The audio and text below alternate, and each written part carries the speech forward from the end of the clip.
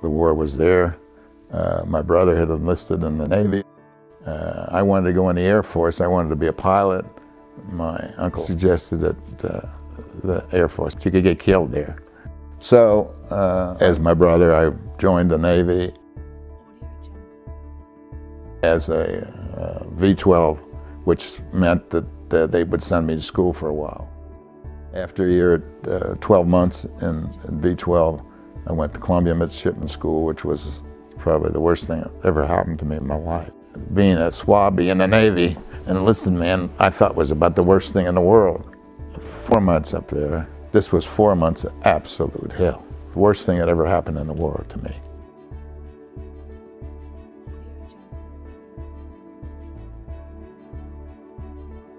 So after I finished, thank God I made it, and went to the Pacific, and was aboard ship, and they made me assistant gunnery officer, and we did a number of things, but we made the invasion of Lingayen Gulf in the Philippines, second invasion of the Philippines.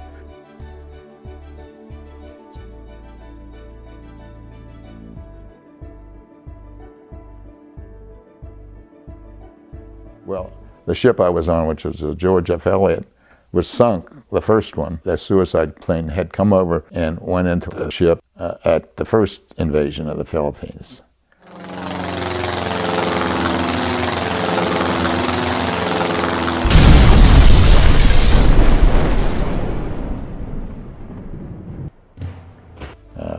So they had another ship, which I was on, called George F. Elliott, and it made the second invasion of the Philippines.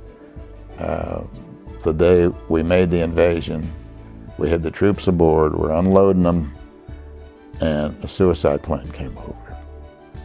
And I was standing on the deck at my battle station, and it looked like it was coming right down my throat.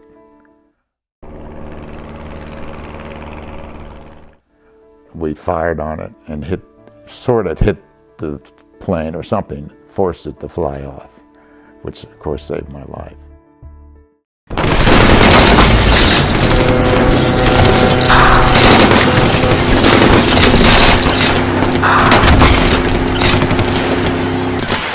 We had a gunnery division of about 15 or 20 men, and their responsibility was the maintenance of the guns and seeing that the ammunition was there. We went through all kind of practices, firing at sleeves, a lot of standing watches. Well, we had some experiences that were frightening. But the big event was that when that airplane came over. Earlier in that day, we were an 800-mile convoy of ships. You can imagine, ships in every direction. That's all you could see were ships.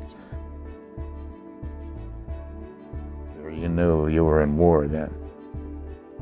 One delightful thing happened. A good friend of mine, the communications officer, I told him my brother was in the Pacific. Of course, you couldn't know where anybody was, but I gave him the name of the ship, and he followed it all the time. And one day he came down and said, "Your brother's here in Hawaii."